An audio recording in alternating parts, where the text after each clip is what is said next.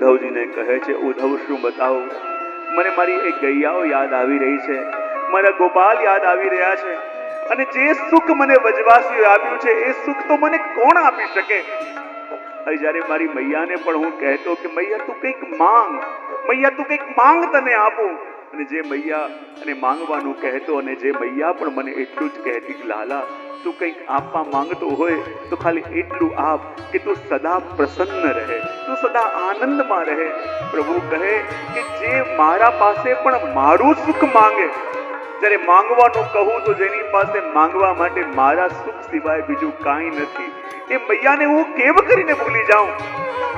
મને તો એ દ્રશ્ય યાદ આવે છે કે જ્યારે મૈયાની પાસે મેં જવાની આજ્ઞા માંગી હતી, મારા મૈયાનો ચહેરો આજે પણ ભૂલી શકતો નથી કે જ્યારે મૈયાના ખોળામાં હું બેઠો હતો અને અક્રૂરજીને કહ્યું હતું કે હું મૈયાથી જવાની આજ્ઞા લઈશ, અને મૈયા મને ભોજન કરાવતી હતી, અને મારી દ્રષ્ટિ મૈયાના મુખારવિંદ ઉપર હતી કે મૈયા જેવું સુખ તે મને આપ્યું છે, જેવો પ્રેમ તે મને આપ્યો છે, એવો પ્રેમ હવે દુનિયામાં કોણ આપે?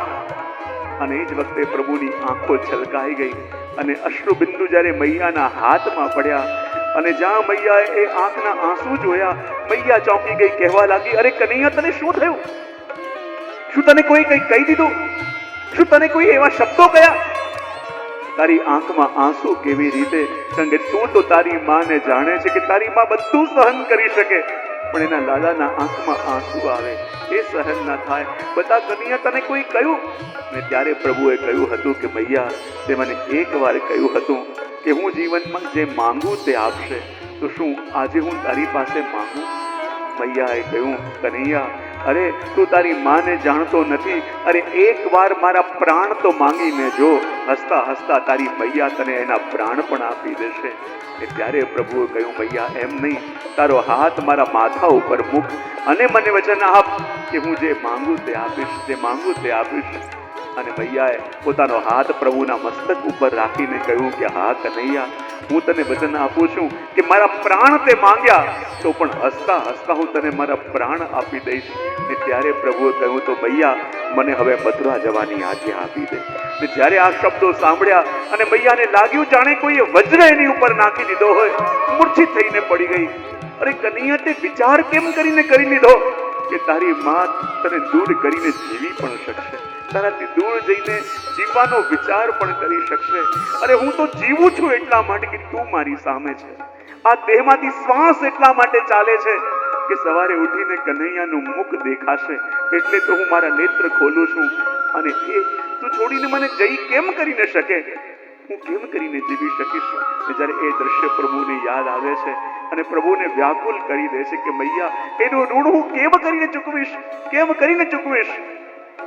ત્યારે ઉદ્ધવજી કહે છે કે પ્રભુ, જો આપને ભજની એટલી જ યાદ આવી રહી છે અને અહીંયા આવીને પ્રભુ આપ એટલા વ્યાકુલ થઈ ગયા છો કે અહીંયા રહીને પણ, આ રાજપાટમાં રહીને પણ, આવા ઐશ્વર્યમાં રહીને પણ, આવી જાહો જલાલીમાં રહીને પણ આપ વ્રજવાસીઓને ભૂલી શકતા નથી, તો પ્રભુ શા માટે વ્રજ છોડીને અહીંયા આવ્યા? એવું શું છે અહીંયા? શા માટીને વ્રજ છોડી દીધું આપને? જો વ્રજ એટલું જ પ્રિય હતું ત્યારે. તો ઉદ્ધવજીની વાત સાંભળીને પ્રભુ કહે, ઉદ્ધવ તારી વાત સાચી છે, મેં શા માટે વ્રજ છોડી દીધું અને શા માટે મથુરા આવીને રહું છું, પણ એટલું જ કહીશ ઉદ્ધવ, જેના ઉપર બહુ કરજો વધી જાય, બહુ કરજો વધી જાય, પછી એ ગામમાં રહી ન શકે, એને ગામ છોડીને ચાલ્યા જવું પડે. અને મારા વ્રજવાસીઓ એટલો પ્રેમ આપ્યો, મારી મૈયા એટલો પ્રેમ આપ્યો, અને હું વિચાર કરું કે આ પ્રેમનું ઋણ ચૂકવવા માટે બ્રહ્માજી જેટલું આયુષ્ય હું ગ્રહણ કરું તો પણ એમનો કરજો ઉતરી શકે એમ નથી, અને વધારે રહીશ તો ઓર કરજો વધશે. અને એટલા માટે હું ગામ છોડીને અહીંયા આવી ગયો, કારણ કે એટલું સામર્થ્ય મારું પણ નથી કે વ્રજવાસીઓના પ્રેમનો બદલો હું આપી શકું, મારી મૈયાના પ્રેમનું મૂળ હું ચૂકવી શકું. એટલું સામર્થ્ય મારી પાસે પણ નથી કે મારા બાબા, મારી ગૈયાના ઋણને ચૂકવી શકું. માટે તો હું અહીંયા આવીને રહી રહ્યો છું. અને માટે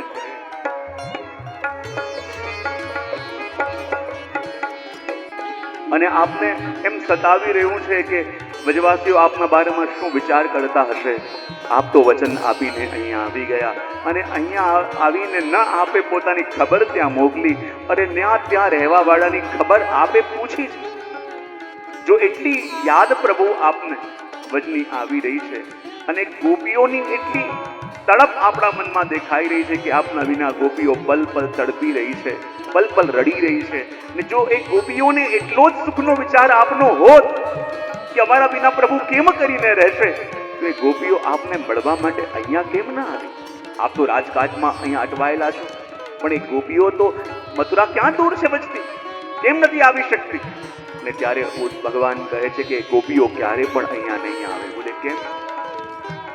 એટલા માટે નહીં આવે કે મારા માટે રડી તો રહી છે, મારા માટે તડપી તો રહી છે, પણ જ્યારે હું વ્રજમાં હતો અને વ્રજ છોડીને મથુરા આવ્યો તો ગોપીઓ એમ વિચાર કરે છે કે પ્રભુ પહેલા અમારી પાસે હતા એટલા માટે કે અમારી પાસે રહીને પ્રભુને સુખ મળે છે, અને હવે મથુરા આવી ગયો એટલે ગોપીઓ એમ વિચારે છે કે હવે પ્રભુ મથુરા એટલા માટે પધાર્યા કે અમારાથી દૂર જઈને પ્રભુને સુખ મળે છે. જો અમારાથી દૂર જઈને પ્રભુને સુખ મળતું હોય તો શા માટે અમે ચાલીને ત્યાં જઈએ અને પ્રભુના સુખમાં વ્યવધાન કરીએ? અમને તો પ્રભુ જોઈએ છે, પણ ત્યારે કે જ્યારે અમને મળીને અમને સુખ નહીં એમને સુખ થાય, ત્યારે પ્રભુ અહીંયા પધારે, પ્રભુ અમને મળે તો અમને સુખ થાય. અને જ્યારે ઉદ્ધવજી કહે છે કે હે પ્રભુ, જો વ્રજની એટલી જ યાદ આપને આવી રહી છે અને જો આપ પધારી શકતા ન હોય તો પ્રભુ એવું કરો, આપ પત્ર લખો, પત્ર લખીને સંદેશ મોકલો અને એમની સુખાકારી પૂછો, એમને સંતોષ થાય. ત્યારે પ્રભુ કહે હું જ્યારથી અહીંયા આવ્યો ત્યારથી પ્રયત્ન કરું છું કે પત્ર લખું, પણ જ્યારે પણ હાથમાં કાગળ લઉં, કલમ લઉં અને ખાલી કાગળ ઉપર રાધા લખું અને મારી આંખોમાંથી ચોધાર આંસુઓની ધારા વહેવા લાગે છે, અને મારા આંસુઓની ધારામાં મેં જે પણ લખ્યું હોય છે એ બધું વહી જાય છે. અને ઉદ્ધવ, હું મારા મનની વાત કોને કરું? ઉદ્ધવ, મારા મનની પીડા કોને કરું? ભગવાનની વાત સાંભળીને ઉદ્ધવજી કહેવા લાગ્યા, પ્રભુ મને લાગે છે કે આપનું મન બહુ વ્યાકુલ છે, મને લાગી રહ્યું છે આપનું મન બહુ અશાંત છે. એવું કરો પ્રભુ, આપ નેત્ર બંધ કરીને સ્મરણ કરો, ધ્યાન કરો, નેત્ર બંધ કરીને મનનો નિગ્રહ કરો, અને મનનો નિગ્રહ થશે તો મન શાંત થશે. ને ત્યારે ભગવાન કહે ઉદ્ધવ, એ મનનો નિગ્રહ કરવા માટે હું બીજું મન લાવું ક્યાંથી? મારી પાસે તો એક મન હતું જ્યારે હું અહીંયા આવ્યો, મારા વ્રજવાસીઓની પાસે મૂકતો આવ્યો છું, મારી ગોપીઓ પાસે મૂકતો આવ્યો છું, તો એ મનનો નિગ્રહ કરવા માટે બીજો મન હું લાવું ક્યાંથી? કયો મન લઈને આવું અને કેમ કહીને મારા મનનો નિગ્રહ કરું? હું તો અહીંયા વગર મનના રહી રહ્યો છું, મન વિના રહી રહ્યો છું. એ ઉદ્ધવ, તું મારી વાત સમજી તો શકે છે હું તને શું કહી રહ્યો છું? અને ભગવાન વારે વારે કહે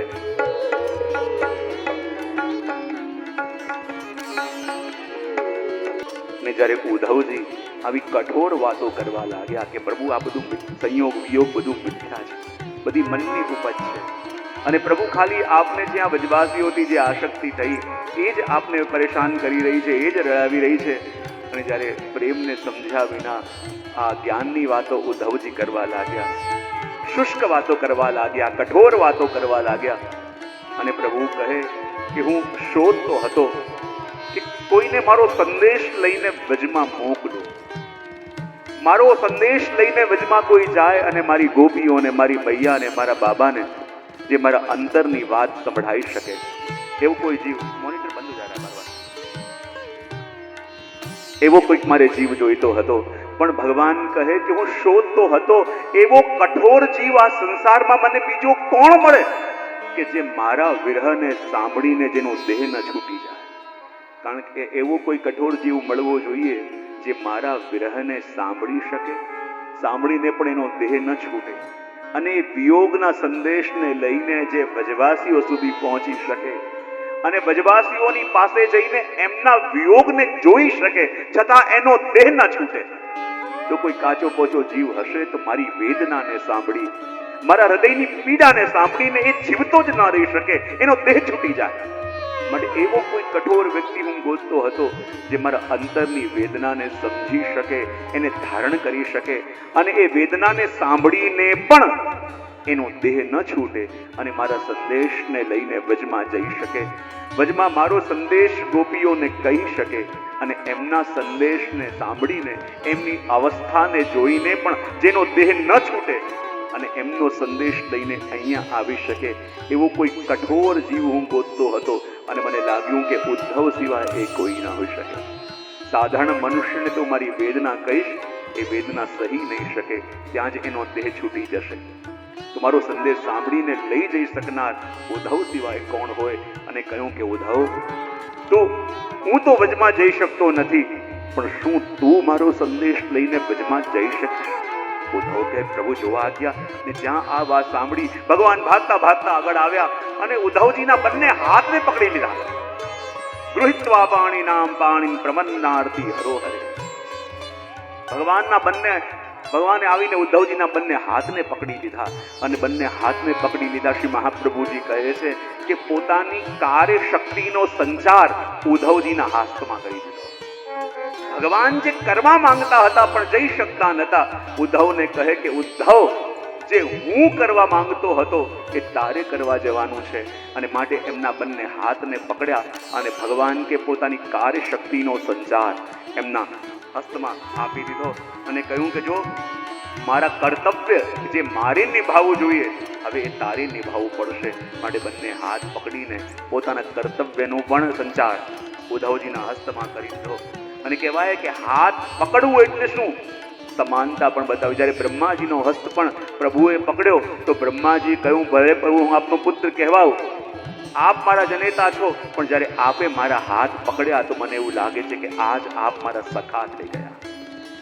અને ઉદ્ધવજીના બંને હાથને પકડીને જ્યારે ભગવાને પોતાના હૃદયનો સ્પર્શ કરાવ્યો અને પોતાના હાથથી ઉદ્ધવજીના હૃદયનો સ્પર્શ કરાવ્યો અને ત્યારે ભગવાન કહે છે, મારા હૃદયની વેદના અને મારા હૃદયની પીડા જ્યાં સુધી તારા હૃદયમાં પ્રગટ નહીં થાય તું આ સંદેશ ગોપીઓને આપી નહીં શકે. જે ભાવ મારા મનમાં મારી મૈયા બાબા માટે છે એ ભાવ હું જ્યાં સુધી તારા હૃદયમાં નહીં જગાવું તું મારી મૈયા અને મારા બાબાને શું વાત કરીશ? જ્યાં સુધી એમને એમ ન લાગે કે આ ઉદ્ધવ કોઈ સંદેશા વાહક નહીં પણ સ્વયં કૃષ્ણ આવીને એની વેદના મને કહી રહ્યા છે, એ અનુભવ મારી મૈયા બાબાને ક્યારે થશે કે જ્યારે મારા ભાવો તારા હૃદયની અંદર આવશે. અને એટલા માટે ઉદ્ધવજીના બંને હાથ પ્રભુએ પકડી લીધા અને બંને હાથ પકડી કેટલાક આચાર્યો કહે માનો ઉદ્ધવજીને સ્પર્શ દીક્ષા આપી. સ્પર્શ કરીને પોતાના હૃદયનો ભાવ સંચારિત કર્યો, પોતાની કાર્યશક્તિને સંચારિત કરી દીધી, પોતાના કર્તવ્યના ભાવને અંદર સંચારિત કરી દીધું અને કહ્યું, ઉદ્ધવ, મારી ઈચ્છા છે કે તું વ્રજમાં જા. હું તો જઈને ત્યાં સંદેશ આપી શકતો નથી, પણ જઈને મારી ગોપીઓને મળજે, મારા બાબાને મળજે, મારી ગૈયાઓને મળજે અને મારો સંદેશ આપજે. અને એમ વિચાર કરીને ઉદ્ધવજીને ભગવાન કહે છે કે ગચ્છોદ્ધવ ભજમ સૌમ્ય પિત્રો નૌ પ્રતિમા. ઉદ્ધવજીને આદેશ આપતા ભગવાન કહે છે કે ઉદ્ધવ, મારી એવી ઈચ્છા છે કે હું તો વજમાં જઈ શકતો નથી, આ રાજકાજમાં અટવાયેલો છું અને જે મેં સંકલ્પ કર્યો છે કે અહીંયા બધું વ્યવસ્થિત થાય પછી મને લાગશે કે મારું કર્તવ્ય પૂરું થયું. તો ઉદ્ધવ એવું કર, તું વજમાં જા અને વજમાં જઈને તું મારા મૈયાને મળજે, મારા બાબાને મળજે, મારી ગોપીઓને, મારી ગૈયાઓને મળજે અને એમના મનનું સમાધાન કરજે. પણ ત્યાં લાગ્યું કે આ ઉદ્ધવ તો જ્ઞાની પણ છે અને વળી કોણ, નાના મોટા જ્ઞાની નહીં, શિષ્યો બૃહસ્પતિ સાક્ષાત, બૃહસ્પતિના શિષ્ય છે અને બૃહસ્પતિના શિષ્ય છે અને એને ઉપદેશ આપવા યા સંદેશ મોકલવા માટે મોકલીશ તો પોતાના જ્ઞાનથી એમની પીડા દૂર કરવાનો પ્રયત્ન કરશે અને એના જ્ઞાનથી પીડા દૂર કરવાનો પ્રયત્ન કરશે તો મારા વ્રજવાસીઓની પીડા આના શુષ્ક જ્ઞાનથી ક્યારે દૂર નહીં થાય. માટે ભગવાને સાવધાન કરતા કહ્યું કે જો ત્યાં સંદેશ આપવા જાય તો ખરા, પણ મત સંદેશ શબ્દ આપ્યો કે તારા જ્ઞાનથી એમની પીડા દૂર ન કરતો, મારા સંદેશ વડે એની પીડા દૂર કરશે. કારણ કે તારા જ્ઞાનથી એમની શંકા દૂર કરવાનો પ્રયત્ન કરીશ કે એમના સંશયને દૂર કરવાનો પ્રયત્ન કરીશ તો તારા શુષ્ક જ્ઞાનથી એમનો સંશય ક્યારે દૂર નહીં થાય, પણ મારા સંદેશ વડે તમે એમના જ્ઞાનને, એમના મદને અને એમના પીડાને દૂર કરવાનો પ્રયત્ન કરજો. અને અહીંયા પ્રશ્ન આવે છે કે મૈયાને સંદેશ આપજો, પ્રભુને સંદેશ આપજો અને ખાસ કરીને મારી ગૈયાઓને, મારી ગોપીઓને સમજાવજો. જો માતા પિતા તો કદાચ પોતાના મનને મનાવી પણ દે, કે અમારી પાસે અહીંયા રહેતો હતો પણ અમે એટલું સુખ નહોતા આપી શકતા, ગાયો ચરાવવા માટે મોકલતા હતા, અને હવે તો વસુદેવ અને દેવકીજીને ત્યાં રહે છે, એટલા મોટા મહેલની અંદર રહે છે, અને એક અવાજ કરે, હજારો દાસ દાસીઓ ઊભા હોય તો કદાચ મા પિતા તો છે ને આ વાતથી મન મનાવી દે કે ભલે દૂર છે પણ દીકરો સુખી છે, એટલું જાણીને પણ પોતાના મનને મનાવી દે.